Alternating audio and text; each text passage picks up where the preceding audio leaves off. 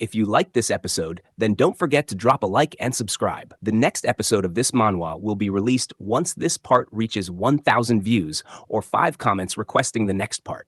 On a cloudy day, two individuals are eating chicken drumsticks in a restaurant. Hugo Otters, a Sagittarius saint, is one of them, and he informs the other that he is going to die the next day. The second person, a 13th awakened called Li Jian, responds by not taking it seriously and addressing Hugo as Otiksu, asking why Hugo wants him to die so badly. Li Jian laughs in response as Hugo clarifies that his name is Hugo Otters and not Otiksu. Jian reassures Hugo that he won't pass away so quickly and encourages him not to worry too much. Jian boasts of his prowess, saying that he has defeated more calamities on his own than all 12 of the saints put together. Hugo doesn't say anything in return, but a worried look persists on his face. The Demon Tower is then described to us. This evil location is notorious for being the location where the biggest disaster completely wiped away the lives of humans. It all began on the final day of the 20th century, when catastrophes arose out of nowhere and pushed people into an impossible situation. The 12 heavenly beings showed up when mankind was about to collapse and pledged to help people to overcome the disasters. They chose 12 awakened people for this purpose. Unexpectedly,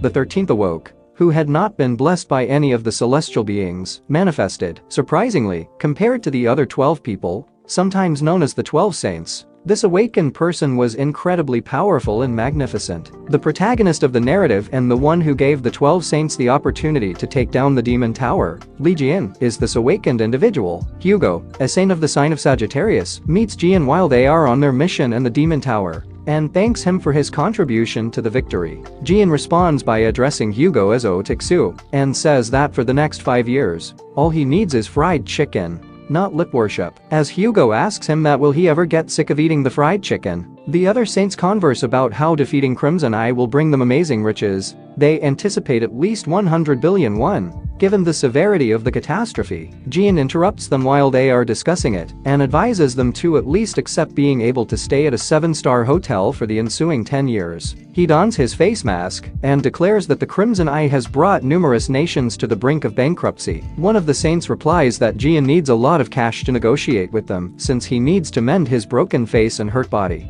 Jian stands by as the saints leave the talk, believing that despite their claim to be saints, they are really just goons who only worry about themselves. As he muses about this, they turn back once again and restrict him from going to any ruined sites right away, explaining that they must produce more victims in order to receive a higher prize. After they beat the Crimson Eye, Jian, disgusted by their brutality, chooses to cut off all ties with them. The other saints follow him, and when they get to a spot in the tower, they stare forward in amazement. The Crimson Eye, the powerful boss of the Demon Tower, is seated in front of them and displays a ferocious expression. They are all put under strain by the monster's solitary glare, which even surprises Jian because it is so threatening. They are pondering how to fight the monster when it lets out a tremendous roar that causes the entire tower to severely shake, shocking them. Suddenly, the tower's walls and the earth beneath their feet both started to tremble, and there was a blast that wreaked destruction. The floor in the center of the tower collapses as it continues to roar, releasing a tremendous burst of light that causes all the saints to soar up with it. The beam of light is so strong that it even pierces the tower's roof and reaches the sky. The saints eventually shiver in horror as they look in front of them, and the light eventually goes out. Before their eyes, the tower's floor changes into a large lava pit. The powerful Crimson Eye, who is seated on a throne on the opposite side of the pit, wears a sadistic expression. They stand up to flee, quaking with terror and awe, as they realize they can't battle such a strong creature and should put their own lives in danger. Jian wonders how such cowardly individuals can be considered saints as he stands in his position and turns to face them as they flee. He tightly holds his blade and makes the decision to disregard them, believing that he would be the one to eliminate the Crimson Eye. Consequently, he laughs and moves away from his position, leaping into the air to attack the creature, while maintaining a look of ferocious purpose. But just as he begins to attack, he himself is stabbed in the back and stumbles into an ambush, where he stays for a while, losing all sense of time and reality. He continues to defeat powerful creatures without stopping, since he lacks the time to consider the world outside the tower. However, the onslaught of creatures never abates, since the enticement he has stepped into continues to call forth endless catastrophes. He even loses an arm in this never-ending conflict, Yet he still stands tall in front of the demons with a sword in one hand and a blade in the other. He still has enough faith in himself to know that he will withstand the monster's attacks and not perish. He continued to battle them in this manner for 20 years. He finally encounters the creature's administrator after 20 years, who is surprised to see him there and wonders how he succeeded to get there. It is terrified as Jian, who is now more older and stronger, stands in front of it. So it calls for help from other monsters for assistance. Jian smashes his foot to crush the creature, killing it instantaneously, declaring that no matter how loud it screams, no one is left to save it. Jian stands in front of the monster after killing it, wondering if the protracted conflict is truly over and if he may now leave the tower. But as he begins to move away, he collapses on the ground after running out of energy and is immersed in an odd darkness. Two youngsters rush for their life outside the tower in the city that resembles more of a demolished arena. While fleeing, one of them claims that he warned the other not to go there, to which the other responds that the day was supposed to be safe. They are pursued as they flee by powerful catastrophes that appear to have materialized out of nowhere. The disasters eventually catch up with them, giving them the impression that their demise is imminent. Suddenly, one of the creatures lunges up and slams into one of the kids, sending him tumbling to the ground. More and more creatures begin to surround them as they are both helplessly sitting on the ground. One of them, feeling helpless, says that if Jian had been in the demon tower, none of these tragedies would have happened. They were startled when, at that very moment, the demon tower's doors started to gently open. They are startled as an earth-shattering boom is immediately followed by a dazzling light shining from the tower. A sizable hole of lava erupts from the explosion's debris once it is settled. The kids wonder what it may be as they are trapped beneath the debris. One of them, startled, looks up and motions for the other to do the same. A human being is standing ahead of them after emerging from the fallen demon tower. This individual, who reveals himself to be Jian, tightens his fists in retaliation for those who deceived him and tricked him. He vows that all those who tricked him would perish at his hands, his eyes burning with a ferocious resolve. The kids sit in astonishment as they watch the astonishing scenario play out in front of them from their hiding place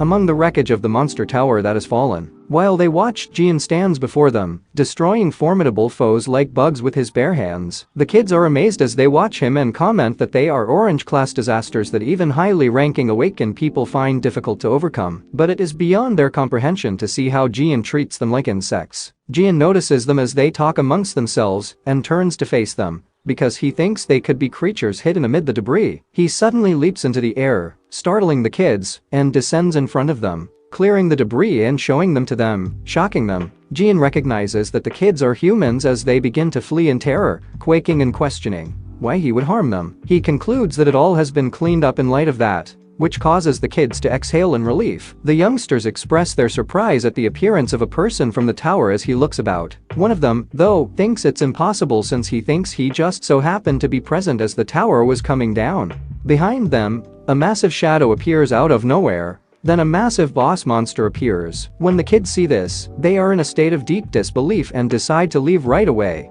But Jian stays still and smiles. The creature opens its lips and shoots forth a strong beam with a ferocious murderous intent in its eyes, making the kids cover their eyes in terror. The monster focuses its destructive energy wave at Jian and the kids, destroying everything in its path, including the buildings, and wreaking havoc on the city. The kids are shocked to have survived and stare forward in disbelief as they emerges from the wreckage they were hiding under. When the wave stops, Jian is standing in front of them, entirely unaffected by the force of the wave, which baffles them. They watch as Jian flies through the air toward the big boss monster and quickly falls upon it, wondering whether he rescued them. The youngsters watch in astonishment as Jian unleashes a strong surge of energy from his fist and redirects it to the monster, sending it tumbling to the ground. Finally, the boss beast is already dead when he hits the ground, and the two youngsters stand still in astonishment. Jian glances at the two kids behind him and shouts out to them, thinking that everything is really over this time. As he turns to face them, he gives them directions on where to go. They're puzzled when Jian orders them to go purchase him some food, after abruptly switching to a happy face. He continues by saying that they ought to also get him some clothing. Later, the lads seated in front of Jian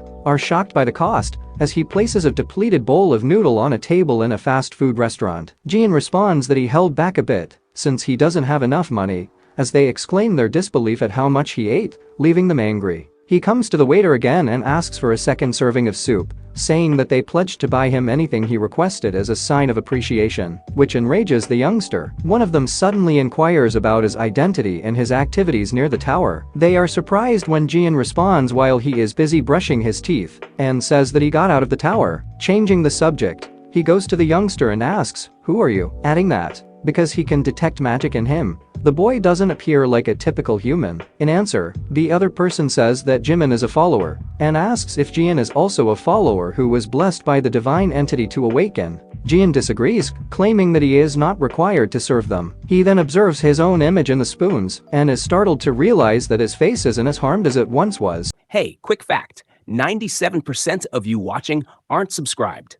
If you're enjoying the content, hit that subscribe button. It's free, helps the channel grow, and keeps you in the loop. Thanks for your support. He is so shocked that he asks if there is a mirror anywhere, and the waiter leads him there. When he gets to the mirror, he takes off his shirt and looks at his body, feeling amazed to see that his entire body has healed. Examining each one, he thinks about how seriously damaged his skin, hair, and even teeth once were, and how impossible it would be to restore them without endangering his strength. He is also taken aback to see that his left arm, which had been amputated during the fight with the monsters, is returned. He is looking at his left arm when, all of a sudden, he sees a snake mark on his hand and wonders what it is. That mark changes into a genuine snake out of nowhere, shocking him and inflicting severe pain throughout his body. Just then, he learns that because he had died, all of his accomplishments would be transferred to a fresh form, and his zodiac abilities would allow him to harness the might of Aphiaches. He suddenly gently opens his eyes, closes them again, and is suddenly transported into a wide open area. He finds himself drifting in space in the midst of a huge serpent. As he opens his eyes once more, he reaches out to grasp the snake, feeling astonished and perplexed. And right away as his hand touches the snake's body starts to emit a brilliant light. He sees himself back inside of the mirror, seated on the floor and perspiring, while the glow becomes stronger. When the lads who are in front of him inquire whether he is okay, he looks confusedly in the mirror. He turns to them and inquires as to whether they noticed the enormous snake. Jimin responds that he didn't, and Jian simply ripped off his shirt, hurried to the mirror, and then shouted while grabbing his wrist. Jian considers whether others could not see the snake's mark on his hand, while the lads watch him in silence and consider him odd. He is then informed that he is now in control of Aphiaches by the dazzling light reappearing in front of him once more. Numerous alerts start to flood in as he remains motionless above the brilliant light, notifying him that he has obtained a super regenerative talent and suffered a 50% reduction in his physical ability. The fact that the saints never informed him that they could see such windows leads him to conclude that his bodily transformation was the product of the super regenerative skill. Additionally, he is unable to detect any divine entities, but given that his body recuperated, he does not view this as a negative. He, therefore, makes the decision to avenge the one who struck him in the back by killing all the saints who fled the tower. As a result, he grows enthusiastic about the adventure, making the lads quake in terror at his unusual demeanor. While everything is going on, several agencies and broadcasters are drawn to the city as word of the Devil Tower crumbling spreads. They have gathered around the demolished building's debris because they view it as a major international event. People looking at the debris assume that the destroyed tower was a prominent landmark in the area and wonder if Li Jian's disciples, who despise him, are to blame. They wonder who killed them and demolished the demon tower as they examine the dead creatures. Yet they don't believe that even the more senior followers could have accomplished such a feat. They consider this and wonder if Jian indeed survived in the tower and came back, resolving to wait and see to find out. A ceremony is taking place in the background, as several cameras are set up on Yang Wei inside a huge structure. Reporters approach him and begin asking him about his opinions on the fall of the skyscraper and the possibility that Li Jian is still alive. The era Saint Yang Wei replies, "I won't answer that," and turns to go. He expresses his annoyance at often hearing Li Jian's name referenced that day. As he waits in the car to leave, he views Jian's existence and his 20-year sojourn in the tower as impossibilities, considering it impossible to have defeated so many black-ranked demonic animals. He puffs on his cigar and thinks that nobody could never escape from such place without a miracle. He comforts himself that Jian's physique has already been destroyed by the power's recoil, and that he hasn't been blessed by supernatural creatures like the saints. He still worries, though, that if Jian has actually survived, it would be devastating for them and mean the end of everything. Jian chooses to start by getting rid of one specific individual. While he is on the phone, and watching something else. An airplane lands at an airport in the United Kingdom, and as a passenger steps out of it, he or she is greeted with open arms by those who think it is an honor to meet him. Hugo Otters, the Sagittarius saint and Jian's closest companion, turns out to be the individual. Hugo asks the Prime Minister where he is when he gets off the plane, and he replies that he is waiting at home with a car ready to drive him there. Hugo, who is quite respectable in the eyes of the people gathered there, tells them to go straight there. After hearing this, they consider him to be a truly chosen one because of his modest demeanor. Hugo is silently driving toward the Prime Minister's house in the automobile, staring out the window, when unexpectedly his phone starts to ring. Hugo is irritated when he assumes the contact is from reporters, because he believes they are still involved in the enigma regarding Jin's survival. He flicks his phone and remarks that it has been around for 20 years, due to the annoying persistent buzzing from an unknown caller. He then starts gazing outdoors, while remembering the time he predicted his death for the following day, but Jian dismissed it as a prank that would never materialize. He recalls that at Jian's request, he took care of the creatures outside the demonic tower during the attack. He prayed fervently for Jian to survive and for his prediction to be proven false, but after leaving him inside, the other saints abandoned him and came back with the Crimson Eye's head. Due to the widespread recognition of their accomplishments, they were hailed as heroes who attain great power and status. Hugo repeatedly asked for the discovery of the tower because he was never prepared to accept that Jian had passed away. The other saints, on the other hand, declined to do that, saying that he ought to be aware of the threat posed by rising monsters and that it was absurd that Jian was still alive. They informed him that although he might enter the building alone and search furiously for him, doing so would only result in his death and reduce the total number of saints to 11 instead. He wanted to go back inside the tower, but this both infuriated him and dissuaded him from doing so. Hugo regrets the incident and keeps staring out the window, believing that no matter how powerful Jian is, it will be impossible for him to survive, and that it has been too late. He takes up the phone from the Prime Minister and inquires as to what is going on while he is doing that. The Prime Minister responds by talking about the similar instance of the Devil Tower collapsing. Hugo shakes his head in disappointment as he understands that the Prime Minister also plans to talk about the same. He apologizes to the Prime Minister in advance and informs him that he is declining to look for Jian if they want it. He expresses his conviction that Jian perished in the demonic tower and speculates that his adherents may be those responsible for this catastrophe. The Prime Minister rejects, stating that this isn't the case, and he believes that he is attempting to utilize that problem to get support for his candidacy. He adds that, in accordance with information he recently received through the Korean government,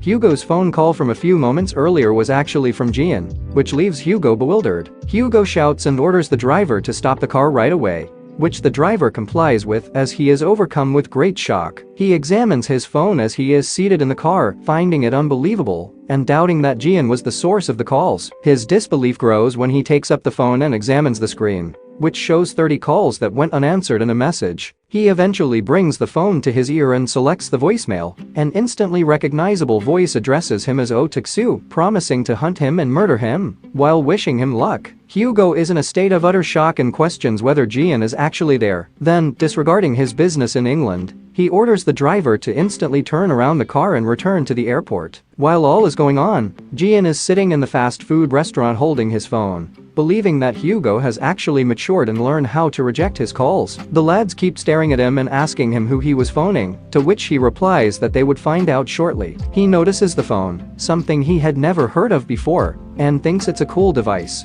He claims that the year was 2005 when he first entered the tower, but as the lads tell him that he is able to access the internet and view news, he realizes that it is now 2025, and the world has improved. When Jian expresses interest in reading the articles regarding Lee Jian, they allow it since they claim that they are now popular. After saying so, Jimin stands up and opens a number of articles on Jian on his phone, surprising himself. However, after reading the comments left about him, he discovers that people don't value him and believe that Crimson Eye was vanquished by the 12 Saints, which infuriates him. He says, clenching the phone firmly, the 12 Saints were the ones who became frightened and fled, feeling furious as Jimin begins to worry about his phone. However, Jian makes the decision to keep his cool, regaining his composure and carrying on with his browsing. He worries if Lee Jian's choice to donate all of his possessions to charity was properly maintained when, all of a sudden, he finds an article describing that decision. However, as he clicks on the story, he discovers that the 12 saints said he left all of his possessions to them in order to rescue mankind, and declared his death after departing the tower. Because of this, all of them aside from Sagittarius got a piece of his fortune. Jian ultimately smashes the phone with his hand after learning this information, and vows to murder everyone and rip them to pieces. Jimin breaks down in tears as she witnesses the phone being destroyed. Jian is currently unsure of what to do since, while wanting to proclaim his return, he feels that no matter what he tells people, they won't believe him because of how drastically his look has altered. He so chooses to maintain his silence and handle with all the saints one at a time. All the while Jimin continues to sob and clutch his shattered phone. Jian sits calmly as the other boy soothes him, a weird energy slowly encircling him without his being aware of it. The moment he realizes who is observing him, he receives an alert that someone is doing so. As a result, he stands up and begins to leave, prompting the kids to inquire as to his whereabouts. He responds by saying he's just heading outside for some fresh air. He exits the building and wonders if Ares' minions are the many creatures that resemble demons that surround the eatery. He gets an alert that these beings are erecting a barrier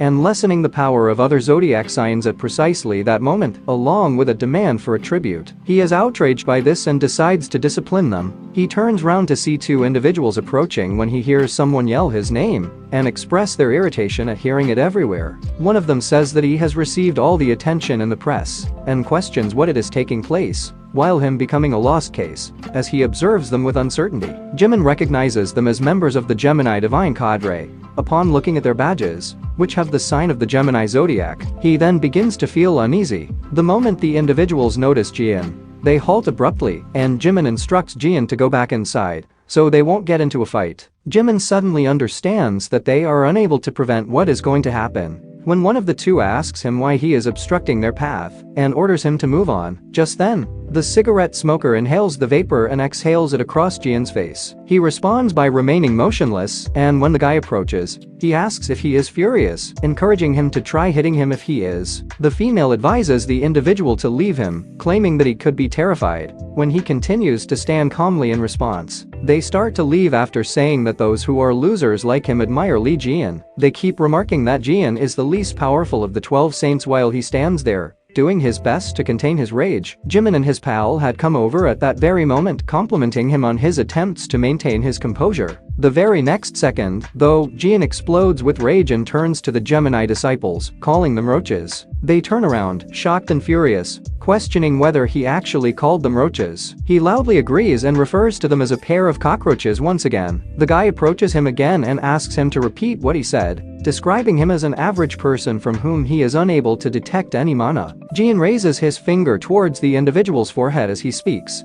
flicking it softly, sending the individual tumbling back to the ground. The person's partner, the lads, and Jian are all in great astonishment as they observe this. But Jian stands tall and is grinning. The girl, who had been in a state of disbelief, starts to strike back at that point.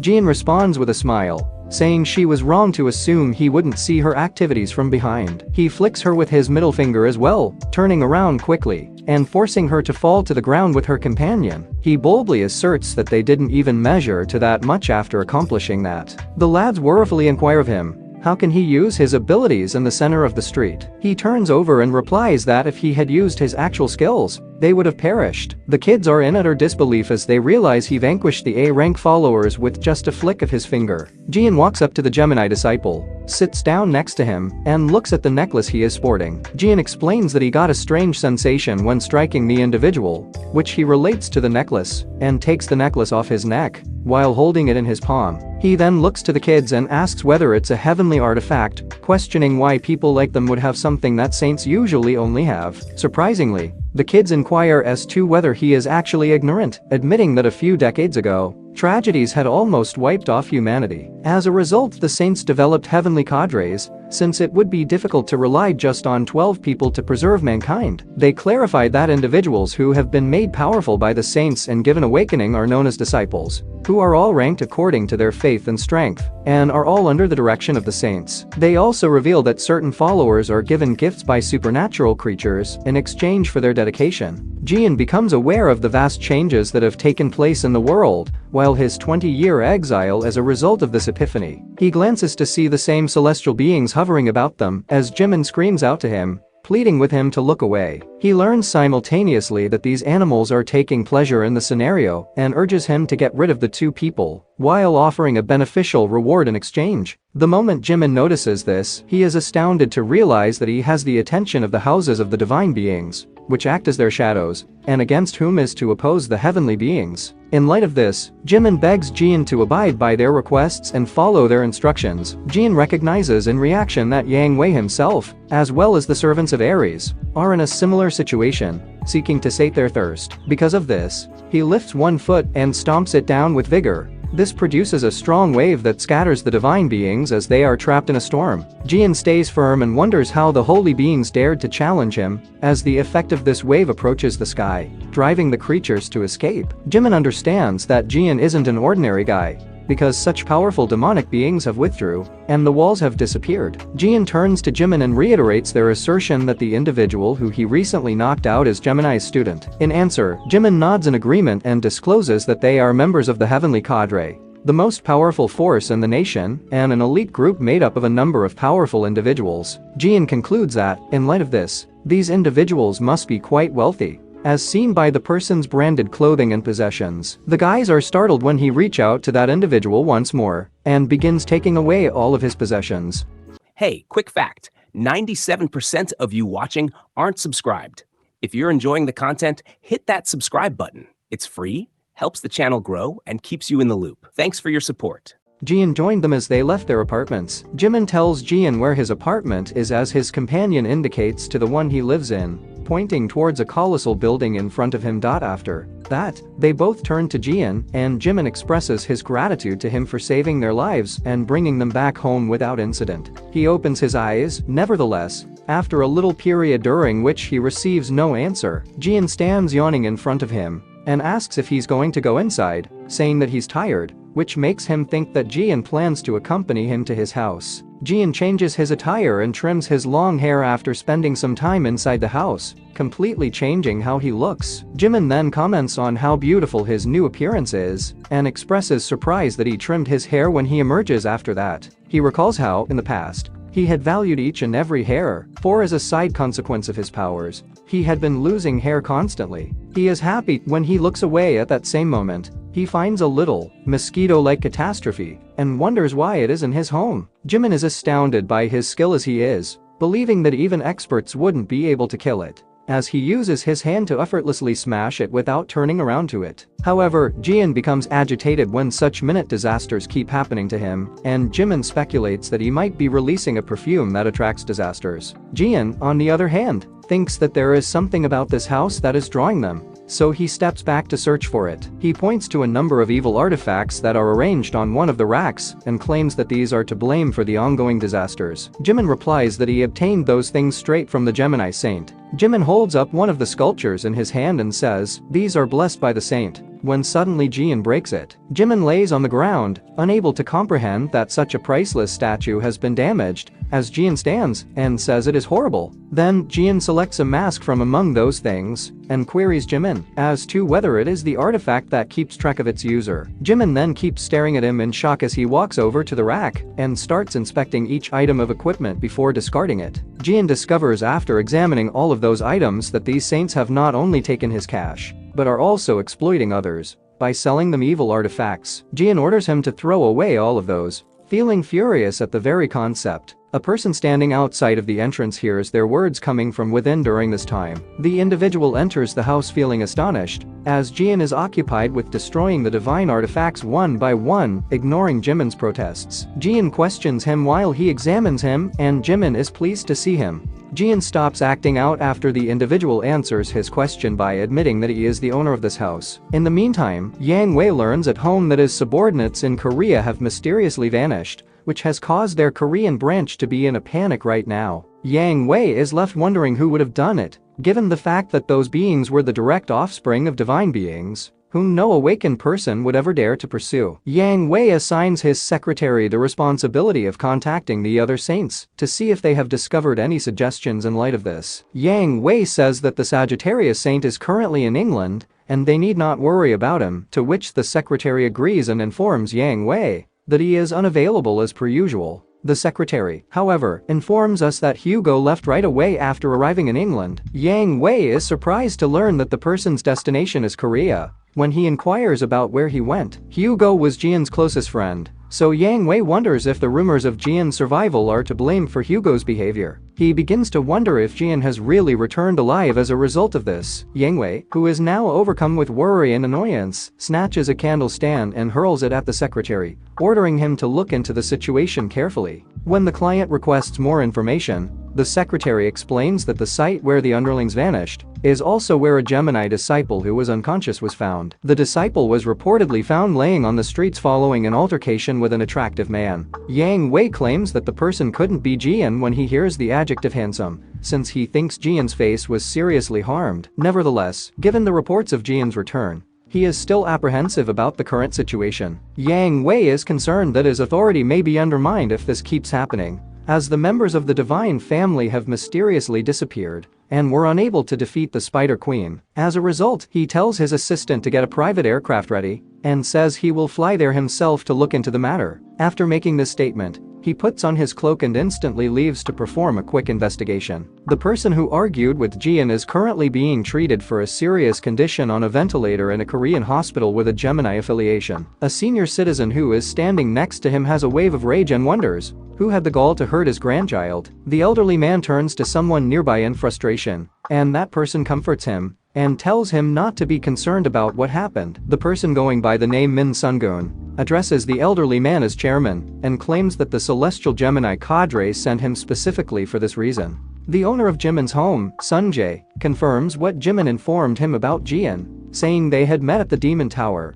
and that he overcame all the disasters by himself. Sunjae disagrees and is angry with Jian for smashing all of their divine artifacts, as Jian continues to examine them and declares them to be phonies. Sunjae is taken aback when Jian says that he doesn't need to be a member of a divine cadre. When he is asked which one he belongs to, when Eunji presses Jian further about the deity he follows, Jian admits that he doesn't actually follow the 12 saints, but rather himself. Sunjae is once again taken aback when Jian answers a question concerning his awakened class, revealing that he is a member of the production class. When Sunjae finally asks Jian for his name, Jian replies, Lee Jian. This causes Sunjae to explode in rage and release flames of mana from his entire body. Sunjae becomes furious and demands to know how Jian dared to pose as Lee Jian, accusing him of smashing their sacred artifacts, entering their home without permission, and impersonating Lee Jian. Jimin becomes alarmed as he notices the powerful mana flames coming from Sunjae's body and reminds him that they are still in their home. Just thereafter, Jian learns that the disciple of Gemini's mana is bursting,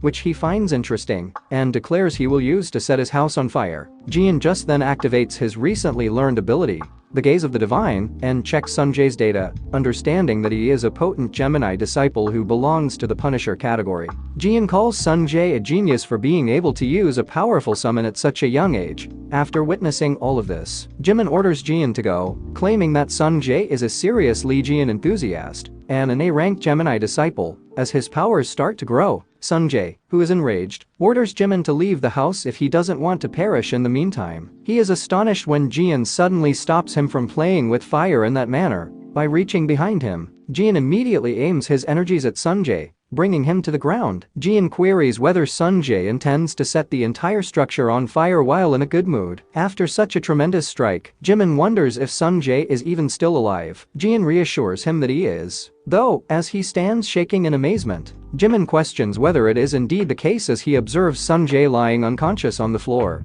bloodied and injured. Jian yawns and claims he is going to sleep and will be waking up in the morning, as Jimin reaches for Sunjae and asks him to wake up. The moment he unlocks the door and steps inside, he is met by a room filled with several sculptures of himself that are lying on the table. He wonders what those are in shock. Jimin replies that Sunjae is a devotee of Lee Jian, to which Sunjae replies that he cherishes his possessions more than his life and prevents him from entering the chamber. Jian approaches them and begins to chop off their heads despite their protests, telling them that he feels uneasy because of how he used to look. Sunjae notices this and begins to yell, begging him to stop and calling him insane. However, Jian insists that he is the genuine Li Jian and not a lunatic. Sunjae breaks down in tears as a result of feeling helpless. Hugo watches the news the next day about the fight between two Gemini disciples and the mysterious person who took away all of their possessions. After humiliating them, as he is sitting at a coffee shop, Hugo acknowledges that it is Jian upon hearing that and sighs, wondering why he is acting in such a manner. Just thereafter, a waitress approaches him to take his order,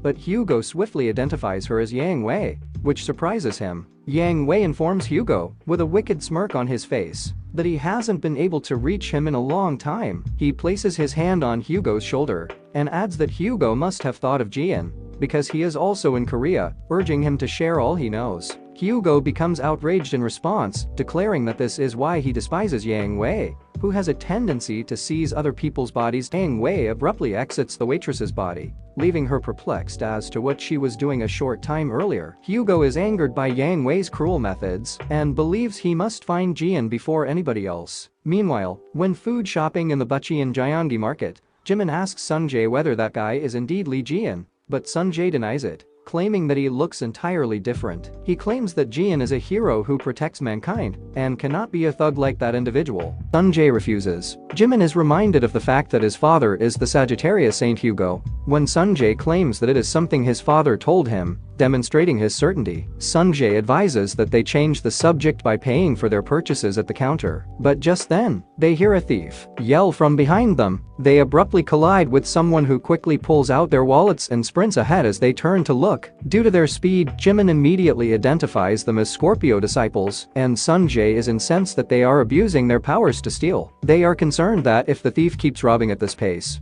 all the goods and wallets in the store will be gone. The burglar steals while boasting that not even a saint will be able to keep up with his pace. After some time, he makes the decision that enough is enough and makes arrangements to move on to the next place. Before he can, however, Jian grabs him and gives him a hard blow to the abdomen, causing him to cry in pain and go blank. Jimin is surprised to see him and inquires as to his purpose. He responds that he neglected to inform them to bring some chicken. Another Gemini disciple comes over while Jian is speaking, compliments him on his skills and remarks that it is difficult to capture Scorpio followers, but advises him to notify the police the next time. Jian is curious about him after seeing him and what he wants. Both of them experience a sudden sensation, look away, and discover everyone at the mart standing motionless as the structure begins to shake erratically. The robber believes it to be an earthquake, deems it lucky, and intends to flee amid the commotion. However, as he begins to move further, the floor shatters, and a massive centipede bursts through, startling him. The burglar decides to flee before being apprehended because he questions why such a catastrophe would exist in the green zone. He leaps over the creature and resumes running, confident that not even that disaster will be able to catch up to his swiftness. However, just as he is ready to flee,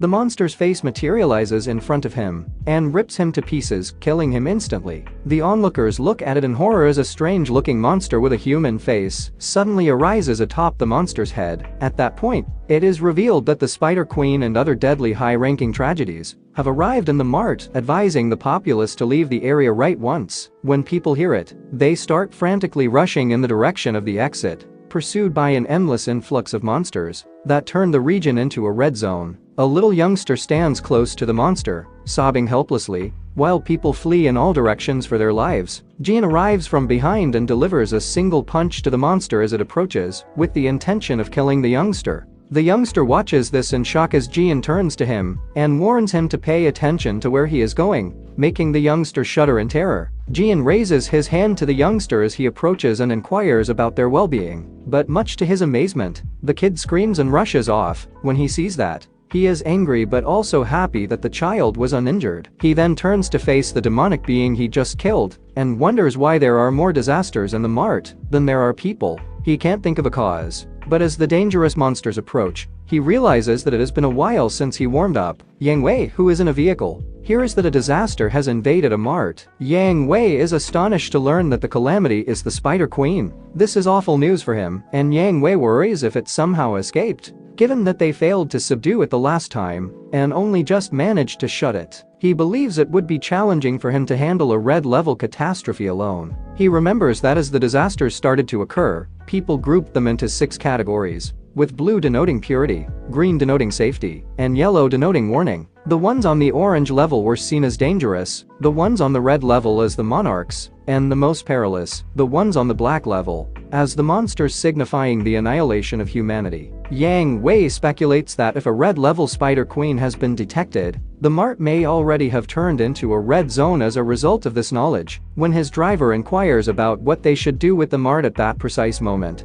he replies that they ought to dispose of it after a little pause. Yang Wei gives him the directive to claim that everyone in the mart is dead and send disciples there to cover up the entire structure, since he believes that nobody should know about their defeat. The S-rank Gemini disciple is fighting the mart's continuous parade of monsters as they appear there. He suddenly releases a potent frozen prison, freezing all the beasts in his path. He believes that the frozen monsters cannot look down at a disciple of his status. The monsters' frozen bodies start to develop fractures all of a sudden, which causes the ice to break and let the monsters out again. The individual is horrified when they see this and realize how quickly the powerful disasters were able to break the ice magic. Jian suddenly appears in front of him, clutching a large number of tin cans, and commands him to go. When he sees him, he is puzzled as to how he passed him without his knowledge. Jian suddenly grabs a tin can and explains that the monsters started devouring people when they ran out of other things to eat. After saying that, he launches the tin can in their direction with enough force to knock out every creature that was coming their way before it landed close to the enormous centipede. Jian is furious as the centipede screams in return with a ferocious murderous purpose in its eyes. As soon as it happens,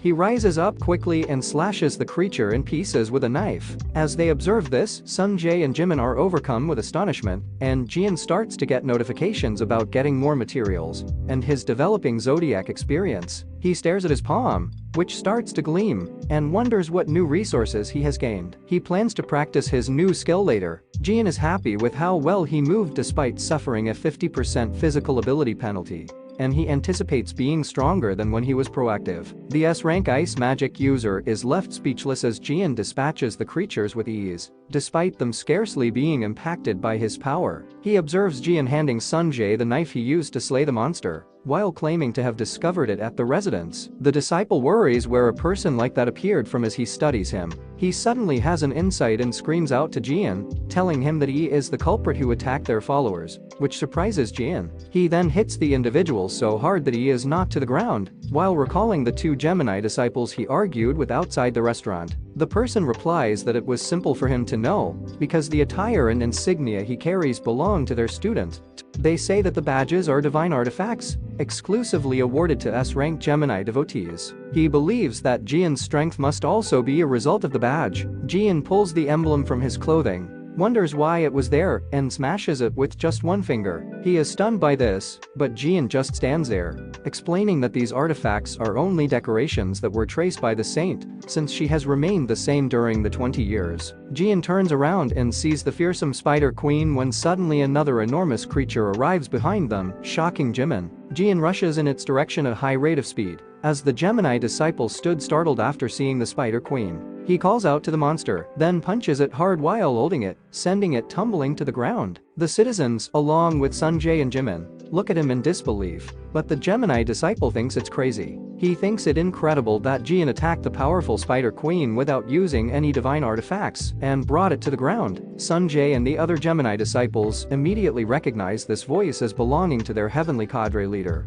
When someone connects to all of the Gemini disciples in the market at that same moment, the commander orders them to evacuate the building as soon as they reply to him, warning them that the followers of Ares will bury it entirely. The captain says that Yang Wei is heading there personally, and that there is nothing they can do to stop him, as a red ray of light starts to blanket the market. He claims that even Ares was unable to subdue the Spider Queen that suddenly arrived there. That is why they are so determined to bury the entire structure in order to conceal the truth. Sunjae is astonished when the captain orders the other disciple to use his teleportation ability to escape the market with him. After all, they simply desire to protect their own people. The captain asks whether there is an issue with doing so, and he considers it as he stares forward towards the citizens, the monstrous beings, and Jian, who is battling them. but after giving it some thought, he smiles and says that there is absolutely no issue. Sunjae protests against his choice, claiming that they are currently in disarray, after realizing that he has consented to transport both of them, leaving the other individuals behind. Sunjae asks whether he wants everyone present to be buried alive, and the individual replies that he is aware of the situation,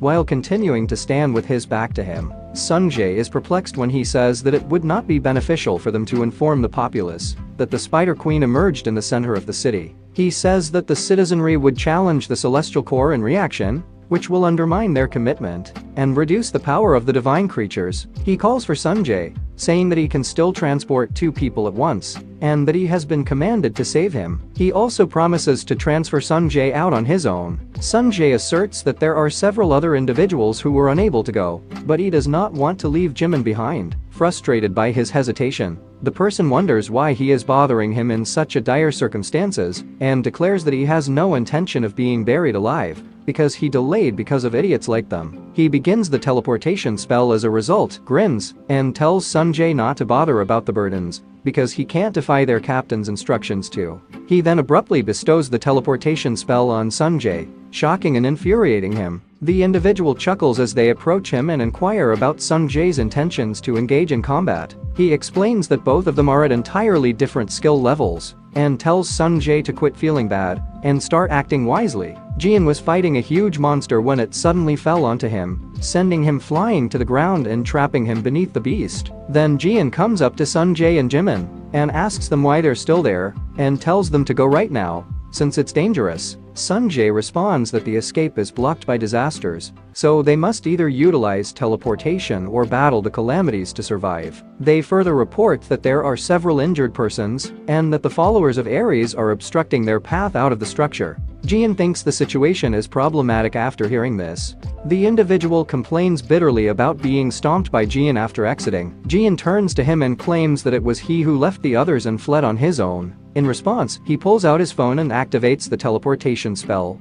But when he attempts to do so, the monster is made to fling something resembling a net at him by the Spider Queen, entangling and stunning him. He is eventually drawn into the monster's mouth, where he dies after being eaten. Sunjae and Jimin are horrified by what they see, and Jian is looking intently at this. Jian calls out to them, telling them to go take care of the wounded, so they may leave right away, while he takes care of the monsters. He promises that he will soon join them. Yang Wei arrives at the scene as well, and when he inquires about the situation with his secretary, the latter responds that the whole structure has been shut down. However, he feels that, considering that it began prior to his arrival, the process is moving quite slowly. The disciples who are preventing it started to feel as though something is interfering with the correct operation of their seal. Everyone is startled as an abruptly brilliant light appears from inside the structure. Then, out of nowhere, a huge snake appears, leaving everyone speechless and paralyzed in shock. Soon after, the trapped citizens begin to emerge from the building and approach the disciples, telling them that all the disasters have been put an end to, and pleading for assistance on behalf of the survivors. Upon learning of this, Yang Wei is astounded and believes it to be impossible,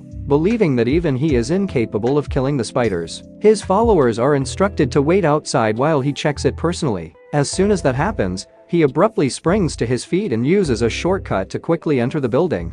He finds the powerful creature lying dead in front of him when he gets there, which surprises him. He is intrigued by the sight and wonders who the person was who managed to slay such a beast. He notices recent combat remnants in the area and deduces that an internal event must have occurred, leading him to question if the Spider Queen was actually chased. This makes him keep his head high, thinking that the problem is getting bigger and bigger, which, together with other things that demand his attention, makes him upset. He suddenly has an odd feeling and rushes to the window. He wonders why he is there as he casts a glance down the street at a person and observes Hugo standing with the rescue crew in front of the structure. Given that it makes sense if he believes that way, this makes him question if Hugo is the one who carried out all of that. Jian shouts out to him behind his back while he is still contemplating this, saying that they haven't seen each other in a while, and questioning why he is wearing such a dejected attitude. Yang Wei is horrified to her core when she realizes the voice is Li Jian's. Hey, quick fact, 97% of you watching aren't subscribed. If you're enjoying the content, hit that subscribe button. It's free, helps the channel grow and keeps you in the loop. Thanks for your support. In the streets, the ongoing rescue operation involves numerous ambulances and rescue workers tending to the injured. Among the rescued individuals, Sunjae contemplates whether the person he's observing is indeed Lee Jian. Despite Jian's altered appearance, Sunjae notices a familiarity in his movements that makes him wonder if it could truly be Jian. At that moment, someone calls out to Sunjae, and he turns to see Hugo approaching. Hugo asks what Sunjae is doing there. In a cold tone, Sunjae inquires when Hugo came back to Korea, prompting Hugo to respond humorously by asking if this is the tone he should use while talking to his father. This remark causes Jimin to laugh, while Sunjae maintains his cold expression and continues to look ahead. Noticing Sunjae's demeanor, Hugo changes the topic and mentions that Sunjae doesn't appear to be seriously injured and will likely recover after receiving medical treatment. Hugo proceeds to inquire whether Sunjae was at the mart, mentioning that he heard about a Calamity being defeated and inquiring if Sunjae saw the person responsible for killing the monster. In response, Sunjae coldly affirms Hugo's question, prompting Hugo to smile and ponder who Sunjae is targeting. Suddenly, Jimin chimes in and asks Sunjae if Jian will be okay, leaving Hugo taken aback. He grabs Jimin by the shoulders, asking if he just mentioned Jian's name, and questioning how he knows Jian and where he is. This leaves Jimin perplexed, and he responds by asking if Hugo's name is Otiksu. Jimin goes on to reveal that Jian is inside the mart, has defeated the Spider Queen, and has introduced himself as Lee Jian. Shocked by the revelation, Hugo implores Jimin to provide him with more detailed information. However, their conversation is abruptly interrupted by a massive explosion emanating from the mart building behind them, causing Hugo to turn around in confusion. Meanwhile, inside the shattered structure of the mart, Yang Wei makes a valiant effort to combat Jian. Jian comments on the intensity of the situation, remarking that it has been 20 years since they last met, and he questions why Yang Wei would suddenly attack him out of nowhere. Still grappling with disbelief, Yang Wei finds it difficult to accept that the person before him is truly Jian, who emerged alive from the tower. Upon closer inspection, he acknowledges that the individual bears a striking resemblance to Jian, yet he notices the absence of any scars on the person's face, and even their voice seems somewhat similar, but not entirely convincing. However, Yang Wei, convinced that this person is too young to be Jian, confronts him with a stern question, asking how he dares to impersonate Lee Jian, and stating that he was alarmed for no reason. Hearing Yang Wei's accusatory words, Jian stands in confusion as Yang Wei continues, admonishing him for not knowing his place and daring to oppose him. Yang Wei rushes towards Jian, intending to launch an attack, but with a single punch, Jian sends him hurtling off the building. As Yang Wei remains suspended in the air, Jian swiftly maneuvers to the opposite side of him and delivers a powerful kick, sending him plummeting to the ground below. Upon landing in front of the fallen Yang Wei, Jian asserts that individuals like him truly need to be taught a lesson. He questions whether Yang Wei's life has improved after getting rid of him. Approaching Yang Wei, Jian reveals that he has learned about how they stole all his assets and forged his will, which only intensifies his anger and anxiety. With a cruel expression on his face, Jian declares his intention to eliminate all of them, starting with Yang Wei, and vows to destroy his house, his divine cadre, and all his divine artifacts. Yang Wei is left in shock, realizing that he cannot allow this to happen. He observes that the way this person speaks and acts does not seem like mere bluffing, and he was unable to anticipate the swift movements when Jian attacked him. Contemplating the situation, Yang Wei continues to doubt whether the person before him is truly Lee Jian, returned from surviving the tower. However, deeming it impossible, he stands up once more and issues a challenge. Yang Wei states that if this individual is indeed Lee Jian, then he should attempt to prove it to him. With that, Yang Wei ascends into the air, radiating an unusual energy, and calling upon his special powers, which results in the appearance of the Ares owner, the Jade Emperor. Observing this, Jian smiles, regarding it as merely a partial manifestation of the divine being. At that moment, Yang Wei makes a single finger movement, causing magical chains to emerge from the ground and restrain Jian. Yang Wei questions whether Jian considered them too weak as he proceeds to summon numerous swords and weapons, arranging them in a circle around Jian. Activating his royal skill, known as the Divine Being's Weapon, Yang Wei directs all these weapons toward Jian, Remarkably, Jian displays no fear or anxiety on his face, and instead acknowledges the skill is impressive, causing Yang Wei to grow increasingly anxious. With all his might, Yang Wei propels the weapons toward Jian, who remains motionless and ensnared by the heavy chains. Suddenly, all the weapons converge on Jian's body, forming a massive pile of weapons where he stood. As some time passes, Yang Wei notices no movement beneath the pile of weapons and begins to wonder if Jian has been defeated or even killed. Approaching the heap of weapons, Yang Wei comments that while he was initially surprised by Jian's return from the tower, Jian has proven himself to be as foolish as ever. He taunts Jian for daring to challenge him and boasts about the increase in his power over the past 20 years. Suddenly, the pile of swords begins to emit a brilliant light. As Yang Wei watches in shock, the weapons start to shatter, and Jian emerges from within the pile. Jian delivers a powerful punch to Yang Wei's face, sending him crashing to the ground. Lying on the ground, Yang Wei wonders how Jian survived such a massive attack and questions whether he truly is Li Jian. With a cruel expression on his face, Jian affirms that Yang Wei has finally recognized him and declares that he is indeed back. Covering his nose, Jian remarks that even Yang Wei's weapons smell awful. Yang Wei stares at him in surprise, realizing that this level of restoration is impossible even for Aquarius healers. Suddenly, Jian begins to receive notifications that he has undergone a near-death experience, resulting in an increase in his power. He sarcastically thanks Yang Wei for this development. With his newfound strength, Jian confronts Yang Wei, suggesting that Yang Wei should experience a fraction of his power, which terrifies Yang Wei. This elicits a serious and perplexing reaction from the divine being of Aries, who inquires of Yang Wei how Jian managed to survive the demon tower. Following this, the divine being of Aries suddenly vanishes, leaving Yang Wei cursing and rendered powerless. Shocked by the divine being's abrupt disappearance, Yang Wei begins shouting, questioning why it has vanished. Meanwhile, Jian states that he knew it would be futile from the beginning. He asserts that he is showing mercy and will only make Yang Wei experience the pain he has endured, proceeding with his revenge. After some time has passed, the disciples of Aries and Hugo enter the building, examining the extensive destruction and wondering what transpired within. While they survey the scene, witnessing countless monster corpses scattered amidst the massive destruction, Hugo stands still, feeling bewildered. Suddenly, he begins to sense a potent energy and activates his skill to observe Yang Wei, who lies beneath the rubble beneath the building. Witnessing this, he realizes that it was undoubtedly Jian's doing. Soon after, the disciples also detect the same energy, recognizing that something is amiss. However, they find the energy to be too feeble to conclude that Yang Wei is alive, and they ponder what transpired inside the building. At this moment, Hugo takes a step forward and instructs everyone to step back for a moment. He then punches the ground with such force that a bright light abruptly emanates from within, leaving them all perplexed.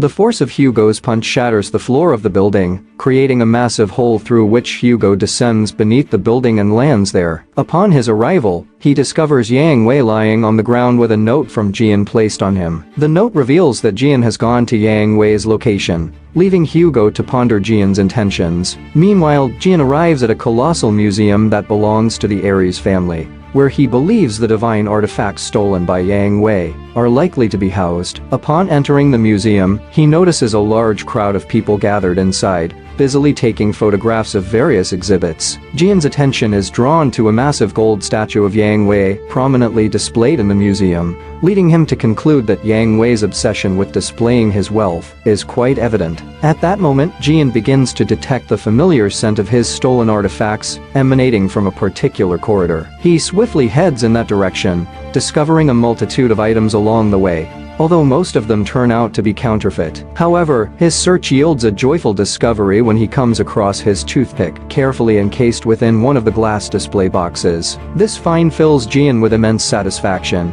as he has finally located his most precious possession. Suddenly, the entire museum's attention shifts as a burglar alarm begins to ring abruptly, creating a sense of urgency and alertness among the visitors who suspect a theft in progress. In the midst of this chaos, Jian stands with the toothpick in his hand, having shattered the glass display case. A significant number of security guards swiftly converged around him, demanding his surrender. In response, Jian smiles and declines, casually swinging the toothpick. To the astonishment of the guards and onlookers, a tempestuous gust of wind emanates from the toothpick, sending all the guards tumbling to the ground. Holding the toothpick, Jian remarks on the satisfaction of wielding something he is intimately familiar with. He proceeds to summon his most treasured divine artifact, Lime, a charming and endearing creature. The revelation of this divine artifact unlocks a host of new abilities while enhancing his existing ones. With Lime perched on his shoulder, Jian suggests that they begin their departure. However, as he nears the exit,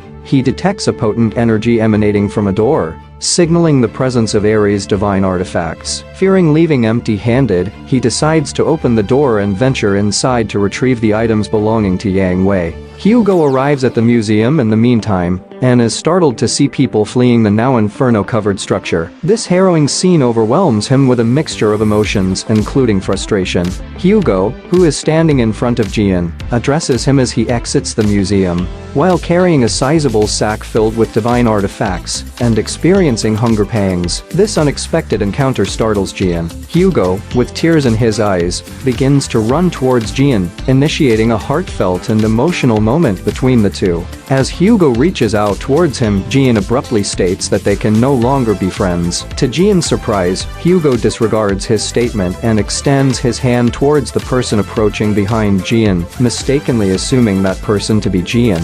Jian watches in astonishment as Hugo begins conversing with this stranger, expressing concern about their well-being and whether he should have informed them of his survival. Growing increasingly irritated by the neglect, Jian turns towards Hugo and delivers a swift kick to his face, demanding to know if Hugo doesn't even remember his own face. As Hugo lies on the ground, Jian asserts that perhaps a physical lesson is necessary to clarify certain matters that should never be confused. Momentarily bewildered, Hugo gazes at Lime perched on Jian's shoulder, wondering if this person is indeed Jian. In response, Jian provocatively asks if a good beating is required to jolt him back to his senses, addressing him as Otiksu. This revelation triggers Hugo's realization that the individual before him is indeed Jian, prompting him to rise and embrace Jian tightly, leaving both of them in a state of confusion and emotional intensity. In response, Jian delivers a punch to Hugo's abdomen, questioning why he's hugging him out of nowhere. Hugo laughs and affirms that he truly is Jian. However, their moment is abruptly interrupted when a notification informs them of the sudden appearance of the divine god of Sagittarius, Apollo, leaving them both bewildered. As a radiant light materializes behind them, Apollo himself emerges, further confounding Hugo and Jian. After a brief pause, Apollo opens his eyes, and the duo stares at him with perplexity, wondering about the reason for his unexpected appearance. Suddenly, Apollo's gaze fixes on Jian, leaving him feeling bewildered once more as he receives a notification indicating that Apollo is questioning his survival and requesting verification of his identity as Li Jian. In response to Hugo's inquiry, Apollo cryptically mentions that something will occur if he shoots Jian with a flaming arrow and proceeds to aim at him, leaving both Jian and Hugo in a state of utter shock and confusion. Turning to Hugo, Jian inquires why Apollo has taken aim at him immediately upon appearing. Hugo, however, offers reassurance, saying that it's fine as long as Jian is safe. But then, Jian's demeanor suddenly changes, and he tells Hugo that he needs to repay him, leaving Hugo bewildered. With a cruel smile, Jian chillingly states that he intends to kill Hugo, a statement that shocks Hugo to his core. Jian proceeds to explain that upon exiting the tower, he discovered that his house had been sold, his will forged, and all of his divine artifacts stolen. Consequently, he expresses his desire to land at least one blow on Hugo. He raises his fist and strikes Hugo so forcefully that Hugo crashes to the ground. Despite the intensity of the situation, Hugo, with tears in his eyes, joyfully affirms that it is indeed Jian, expressing his relief at finally finding him. Just then, a substantial contingent of guards emerges from the museum, recognizing Jian as the individual responsible for stealing the divine artifacts. This realization dawns on Jian, making him aware that he has been pursued by the authorities. Hugo, curious about the situation, inquires about what exactly Jian has stolen. Jian points to the substantial sack of stolen items and informs Hugo that these are just a few of the things he managed to steal. Hugo gazes at the sack and realizes that Jian has essentially plundered Yang Wei's entire vault. Jian cheekily asks if he didn't do well, prompting Hugo to burst into laughter and call him crazy. Meanwhile, the guards express the urgency of capturing Jian, but their leader acknowledges that they are outmatched. He reveals that they have summoned someone who can match Jian's monstrous abilities and warns that Jian won't stand a chance. Suddenly, a powerful gust of wind sweeps through the area, leaving Hugo in shock. In the next instant, a colossal creature with massive wings soars into the sky from above the museum's roof, and the leader of the guards declares that it has finally arrived. Descending to the ground with a thunderous impact, the monstrous entity reveals itself as Pishu, the household divine of Ares, known as the Beast of Riches. After landing in front of them, the gigantic creature unleashed a mighty roar. Observing this formidable adversary, Hugo advises Jian to simply discard the stolen items and flee, while Jian insists that Hugo should remain still. Asserting that he's a person with a plan, Jian turns to Lime and requests its sword. In response, Lime's body begins to emit a radiant light, and its eyes display the symbol of a sword. After a brief moment, it conjures a sword from its mouth, which Jian grabs with confidence, positioning himself in front of the monstrous Pishu. Jian now wields a small dagger-like sword, but he realizes that using such a weapon against the household divine will be challenging. With determination, Jian instructs the sword to reveal its true form. Suddenly, a peculiar energy envelops him, leaving Hugo perplexed. This energy undergoes a transformation, causing the initially small, unremarkable sword to grow into a massive, formidable, and potent weapon, one that Jian deems somewhat usable. Subsequently, he receives a notification indicating that the divine artifact has awakened due to the power of Aphiaches. As a result, the sword has acquired a critical head attribute, been honed to perfection, and its attack power has significantly increased. Having acquired the new skill called the 13th Sense, Jian smiles as he gazes at the monstrous Pishu, able to discern all of its vulnerable points with clarity. Armed with this knowledge, he raises his formidable sword and leaps into action, determined to inflict damage. Observing this from a distance, Hugo reflects on Jian's characteristic impulsiveness and his uncanny ability to overcome even the most daunting challenges. With a smile, Hugo encourages Jian to defeat the formidable foe. However, in a shocking turn of events, the monster raises its foot high into the air and appears to crush Jian beneath its massive weight, leaving Hugo stunned. With a menacing glint in its eyes, the monster stands triumphantly, but suddenly, its foot begins to tremble. Jian emerges from beneath the foot, effortlessly holding it aloft with a single hand, declaring that it's now his turn. The monster stares in disbelief as Jian, with a single swift strike of his sword, severs the creature's foot, causing it excruciating agony. Just then, Jian receives a notification indicating that the beast has initiated its abilities, leaving him puzzled. Suddenly, the monstrous creature lets out a deafening roar and starts to greedily absorb all the riches from its surroundings. Observing the massive destruction caused by his single strike, Jian smiles and comments that the beast wouldn't have been harmed if it had simply remained still. Holding his sword aloft, he leaps into the air once more and activates the trait of snake catch. With incredible force, he thrusts the sword into the ground, shattering the earth and striking the beast, causing it to topple over. The ensuing devastation spreads far and wide, leaving everyone in shock, while Jian stands confidently, wearing a self-assured smile. Gazing upon the extensive destruction resulting from a single sword strike, Hugo realizes that Jian's power remains as formidable as it was in his prime. Meanwhile, Jian stands proudly before the formidable beast, now lying on the ground. He receives a notification that his zodiac experience points have increased after defeating the creature. He is confused when he receives another notification asking him to decide whether to accept the beast into his home. Jian approaches the beast and touches it, causing a radiant light to surround the creature.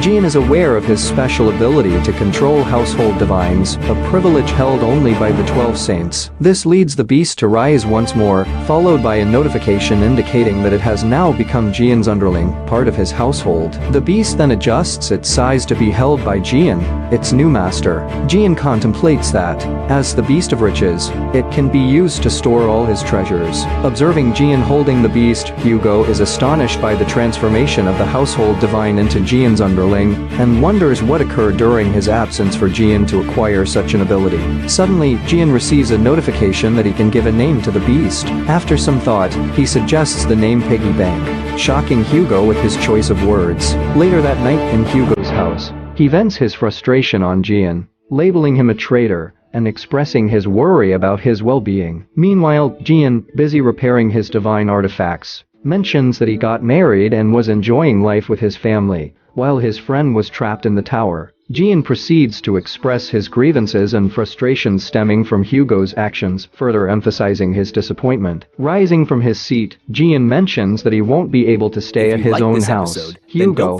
however, offers the suggestion that Jian can stay with him since he lives alone. Misinterpreting Hugo's statement, Jian assumes that Hugo might be divorced and attempts to offer some encouragement, telling him to cheer up. In response, Hugo clarifies that this was not the intended meaning of his remark, likely referring to a different reason for Jian to stay with him.